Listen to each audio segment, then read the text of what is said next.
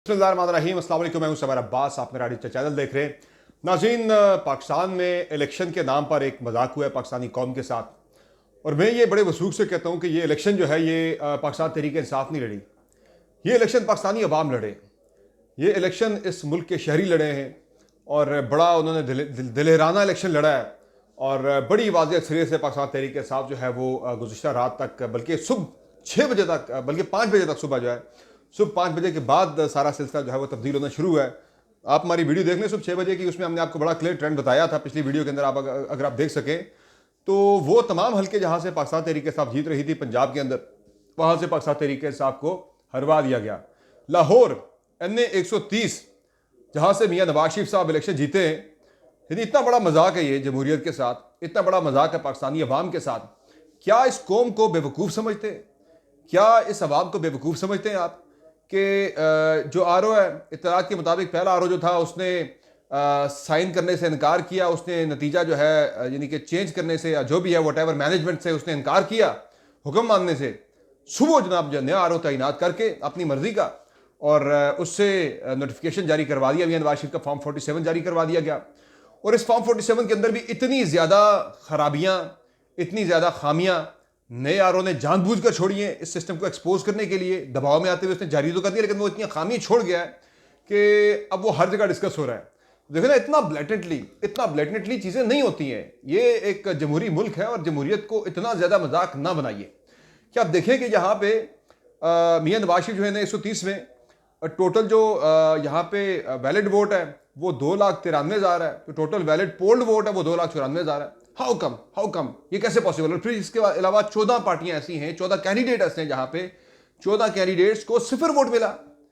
ये जो था मियां नवाज शरीफ पर 130 वाला, ये जो है ये फॉर्म 47 कम, बल्कि ये बैलेंस शीट एक ज़्यादा लग रहा था।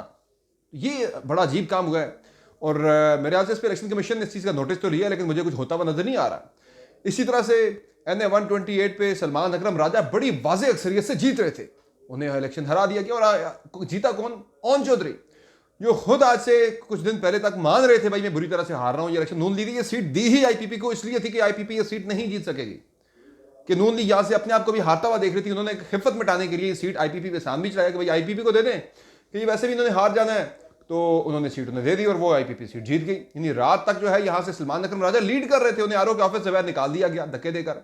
समीर खोसा पे तशद्दुद भी होता है वहाँ पे, और बाद में फिर ये सीट जो है वो सुबह जिता दी जाती है IPP के ओन चौधरी को। इसी तरह अलीम खान साहब जो हैं वो ये सीट नहीं जीत रहे थे, अली दास भुट्टर वो लीड पर थे।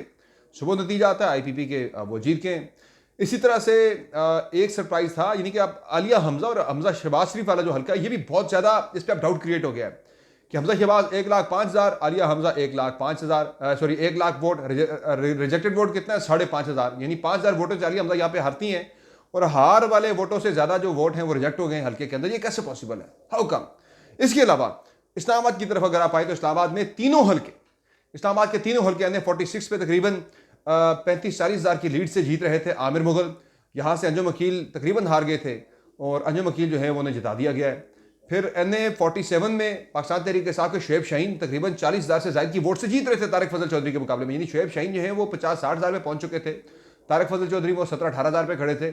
सुबह जनाब ये हुआ कि तारिक फजल चौधरी को यहाँ से जिता दिया गया, यहाँ से शुएब शाहीन को इलेक्शन हरा दिया गया। फिर NA 48 में पाकिस्तान तहरीक इंसाफ के अली बुहारी बड़ी वाज़ेह अक्सरियत से कुछ 40-50 हज़ार की लीड से जीत रहे थे। खुर्रम नवाज जो है वो तीसरे नंबर पर थे हल्के के अंदर।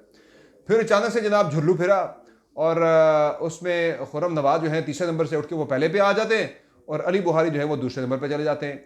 फिर इसी तरह से परवेज अलाई के हल्के में आप देखें तो कैसरा अलाई जो है वो इतनी भारी अक्सरियत से जीत रही थी, यानी कि वो हम जब रात को नताइज दे रहे थे उस वक्त कैसरा अलाई साहबा 60,000 से अबव पे खड़ी थी, और उस वक्त जो है जो अपना सालिक हुसैन है वो तकरीबन 10,000 पे खड़े थे।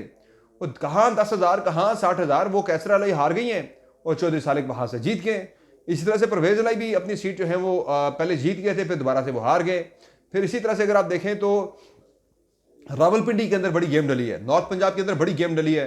नॉर्थ पंजाब में आप देखें कि हुआ यह है कि रावलपिंडी में जीत गए थे शहरियार रियाज भी जीत गए थे शेख रशीद वाले हल्के में NA 56 से, और NA 57 से जो है वो सीमाविया तैर जीत गई थी, लेकिन बाद में नताइज तब्दील करके दोनों को हरा दिया गया। इसी तरह से राजा बिशारत जो है वो जीत गए थे अन्य 55 से, बाद में राजा बिशारत को इलेक्शन हरा दिया गया। झेलम में दोनों हल्के 60-61, वहाँ पे फ़ारूक अल्ताफ़ और जो अपना PMLN के हैं वो भी हार गए थे, जो है वो भी हार गए थे ये हल्का। फिर उन्हें दोबारा से ये हल्का जो है वो जिता दिया गया सुबह के नताइज के मुताबिक। तो ये बड़ी ब्लेटेंट किस्म की ये इन्हीं के नताइज जो रोके गए उसमें ये सारी गेम डली है। नताइज रोक कर आरओज ने तमाम लोगों को बाहर निकाल दिया, कैंडिडेट्स को, किसी को जो है अंदर नहीं आने दिया, और उसके बाद अपनी मर्जी से मैनेजमेंट करते हुए नताइज को जो है वो तब्दील कर दिया गया। इस तरह से पूरे मुल्क के अंदर में कहाँ का जिक्र करूँ, ये बड़े बड़े पैमाने पर जो है गेम डली है। अच्छा, आपकी जो ताज़ा तरीन जो सिचुएशन है वो मैं ज़रा आपके सामने रखता हूँ। और ये हुआ क्या है, कल शरीफ ख़ानदान वाले जो हैं लोग वो उठ के अचानक से वहाँ से क्यों चले गए थे, किससे मुलाकात उनकी हुई गुज़िश्ता रात, ये भी मैं आपको बताता हूँ। और इसमें हुआ यह जनाब के, एक तो अब तक की मेरा पोजीशन आपको वादे करता हूँ कि कौमी असम्बली में अभी भी आगे जो है वो इंडिपेंडेंट्स जा रहे हैं, दूसरे नंबर पर नून लीग जा रही है। और लेकिन ज़ाहिर है नून लीग को अब अगले हल्कों में ज़्यादा जिताया जा रहा है, ज़्यादा हल्के अब नून लीग के आ रहे हैं, ज़्यादा उन्हें ज़्यादा जिताया जा रहा है। और नून लीग को किसी भी तरह से बज़ाहिर नज़र आ रहा है कि 80+ सीटें जो है वो दे दी जाएंगी। फिर दूसरे नंबर पर आप देखें पंजाब के अंदर, पंजाब में भी मुस्लिम लीग नून जो है वो अभी तक इंडिपेंडेंट्स थोड़ा सा आगे नून लीग से, लेकिन नून लीग जो है वो उसे आगे निकाल दिया जाएगा। पंजाब में भी गवर्नमेंट नून लीग की बनवा दी जाएगी। सिंध के अंदर पीपल्स पार्टी बड़ी क्लियर है, कंफर्टेबली वो उनकी 2/3 मेजॉरिटी बन रही है। इसी तरह खैबर पख्तूनख्वा के अंदर पाकिस्तान तहरीक इंसाफ की 2/3 मेजॉरिटी से भी ज़्यादा सीटें पाकिस्तान तहरीक इंसाफ की आ रही हैं। वो 75 का हिंसा क्रॉस कर चुके हैं, 75-76 का कुछ देर पहले, और 80 बल्कि क्रॉस कर चुके हैं, और 73 पे बननी है गवर्नमेंट। रिजर्व सीटें PTI को नहीं मिलनी, ये अलग बात है। और ये भी एक बड़ा मजाक होगा। ये आप देखें कि तहरीक इंसाफ, अगर मुझे लगता है जो बताया नज़र आ रहा है कि खैबर पख्तूनख्वा असम्बली की अगर वो जीत जाती तहरीक इंसाफ, 115 जनरल नशिस्तों में से 90 सीटें आ जाती पाकिस्तान तहरीक इंसाफ की, और बाकियों की आती टोटल 25 नशिस्तें, उस 25 वाले को 30 नशिस्तें मिल जाएंगी, यानी कि पौनी सीट के ऊपर जो है एक आपको रिजर्व सीट मिलनी है। ये कितना बड़ा जमहूरियत के साथ मजाक है, कितना बड़ा मजाक है ये। यानी इस पर आप जो है, इतनी मुझे हैरत है इसके ऊपर कि ये इलेक्शन ऐसे या सिलेक्शन, ये क्या है, ये मजाक है ये। और फिर आप देखें कि इसके अलावा जो सिंध में पीपल्स पार्टी कंफर्टेबल है, बलूचिस्तान के अंदर पीपल्स पार्टी नून लीग आगे पीछे चल रही है, बाकी कौम परस्त जमातों की भी सीटें आई हैं, वहाँ पर भी एक मखलूत हुकूमत बननी है। तो सेंटर में जो है वो अभी इंडिपेंडेंट्स आ गए, लेकिन बाद में नून लीग को जो है वो आगे कर दिया जाएगा। इंडिपेंडेंट्स वाले मामले पर ब्रेक लग गई है, और नून लीग को ज़रा उसमें हाई ऑक्टेन डाला गया है, और उनका ज़रा क्रूज़ जो है वो ऑन हो गया है, उन्हें आगे निकाल दिया जाएगा। अच्छा, कल जब शरीफ ख़ानदान को ये सब कुछ नज़र आया तो उन्होंने जो है वो मॉडल टाउन से उठ के घर चले गए जब अपने जाती उम्रा। तो इत्तला आ रही है कि वहाँ से जब वो गए, एक तो मायूसी भी थी, दूसरा उन्होंने फैसला कर लिया था मियां नवाज शरीफ ने, हम अपोजिशन में बैठेंगे। ये जो है फिर जब वो गए तो वहाँ कोई मुलाकात थी उनकी जाती उम्रा में किसी आम शख्सियत के साथ, और उस मुलाकात में वहाँ पे PM नवाज शरीफ ने कहा जी हम पंजाब में भी अपोजिशन में बैठेंगे और हम सेंटर में भी अपोजिशन में बैठेंगे। तो फिर जो है उन्हें फिर जो है कोई यकीन वगैरह को दिलाया गया है। तो अब कौन सी कोई इंतज़ामी शख्सियत थी, कौन थी, आई डोंट नो ये कौन था बंदा। कोई वहाँ पे बंदा मिला है जाके था, मैं आपको खबर दे रहा हूँ कि कोई इंपॉर्टेंट बंदा मिला है वहाँ पे उन्हें। मे भी मैं जानता हूँ लेकिन मैं नाम जो है वो नहीं ले सकता यहाँ पे। कोई बंदा वहाँ मिला जाके, लेकिन जिसने उन्हें कहा जी कि आप बेफिक्र हैं, मामला सादा सीधा हो जाएगा, और फिर मामला सीधा होना शुरू हो गया। अच्छा, इसमें यह भी हो रहा है जनाब के वो मुलाकात हुई, उसके बाद फिर आप देखें सुबह से सारी बाजी पलट गई। अच्छा, अब जो है मियां नवाज शरीफ विक्ट्री स्पीच करने जा रहे हैं। मैं समझता हूँ कि ये बड़ी विक्ट्री स्पीच जो है, ये क्या विक्ट्री स्पीच होनी है, ये बड़ा शर्मनाक किस्म का इस वक्त पाकिस्तान के अंदर जमहूरियत के साथ मजाक हुआ है। और मैं दोबारा से कहूँगा ये पाकिस्तानी अवाम के साथ मजाक हुआ, ये तहरीक इंसाफ के साथ मजाक नहीं हुआ। ये कल का इलेक्शन जो है, मैं दोबारा से वाजे कर रहा हूँ, ये तहरीक इंसाफ नहीं लड़ी, ये पाकिस्तानी अवाम लड़े, ये आम जनरल पब्लिक लड़ी है इलेक्शन ये वाला। क्योंकि तहरीक इंसाफ ने तो कहीं जलसा ही नहीं किया, तहरीक इंसाफ ने तो कहीं कैंपेन ही नहीं की, तहरीक इंसाफ ने तो उनके बंदे कल कहीं किसी को ला ले जा नहीं रहे थे। लोग अपनी मर्जी से, मैं आपको बता रहा हूँ, ये मैं आपको इतला दे रहा हूँ कि इस्लामाबाद के सेक्टरों में ये बड़ी इंपॉर्टेंट चीज़ है समझने वाली है जो मैं बात कर रहा हूँ कि अवाम ने इलेक्शन लड़ा। इस्लामाबाद के सेक्टर्स के अंदर कल नौजवान बच्चे, यानी 20-20, 22-22 साल के नौजवान लड़के जो हैं वो अपने घर की गाड़ियाँ लेकर गलियों में घूम रहे थे, और हर बंदे से जाके पूछे थे कि आपने वोट डालना है तो आए मैं आपको पोलिंग स्टेशन तक ले जाता हूँ। ये सूरत हाल थी कल इस्लामाबाद के अंदर। तो आप देख लें फिर जनाब कि ये अवाम के साथ अगर ये हुआ है सारा कुछ, ये PTI के साथ नहीं, ये अवाम के साथ हुआ है। अगर अवाम के साथ अगर हुआ है तो फिर ये अब तहरीक इंसाफ की फिर ये लड़ाई नहीं है, ये लड़ाई अब अवाम की है। देखते हैं कि वो किस तरह से इस अपनी लड़ाई को लड़ते हैं। लड़ाई से मुराद मेरी कोई किक बॉक्सिंग नहीं है।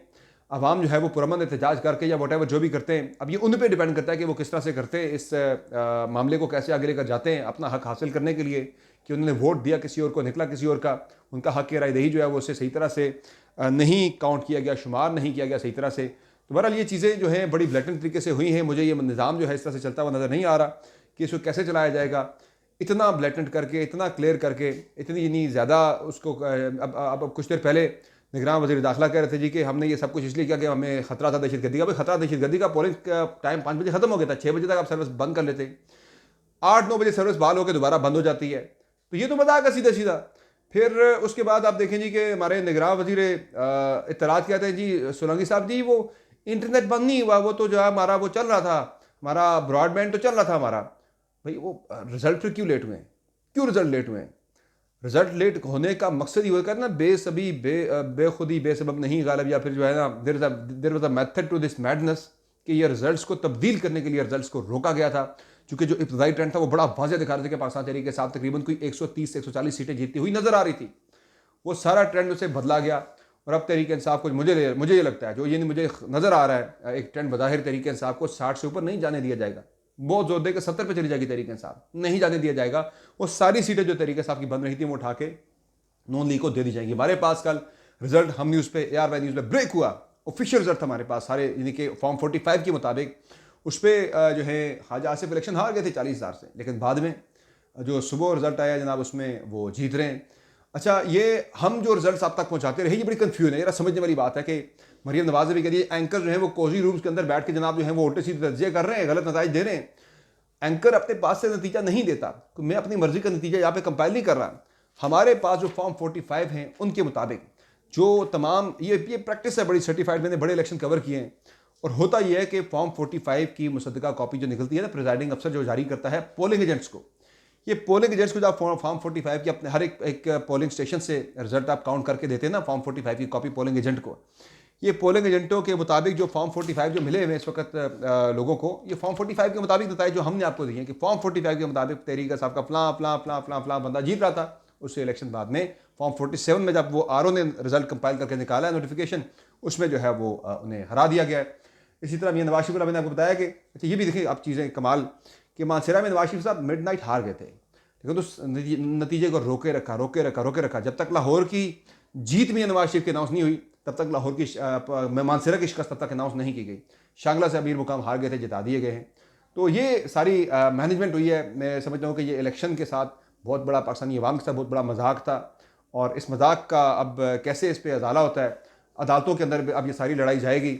और अदालतों में भी मुझे नहीं लगता कि कोई इतना खास इस पर पहले भी हमने कभी नहीं देखा कि इतने ज़्यादा बड़े पैमाने पर नताइज तब्दील हुए हों, रिकाउंटिंग हुई हो। रिकाउंट में नताइज तब्दील हो सकते हैं, लेकिन ऐसा नहीं किया जाएगा। देखते हैं क्या होता है। सूरत हाल बहुत ही इस वक्त गंभीर जो है वो रुख इख्तियार कर चुकी है। देखते हैं कि इसमें क्या होता है, आपको अपडेट करेंगे। तरीके से कोर कमेटी का इजलास पर बुला लिया है अगला लाया तय करने के लिए, तो इसी भी आपको अपडेट करेंगे इंशाल्लाह जो डेवलपमेंट्स आती रहेंगी। फिलहाल मुझे दीजिए इजाज़त, अपना बहुत ख्याल रखिएगा। अल्लाह के बाद।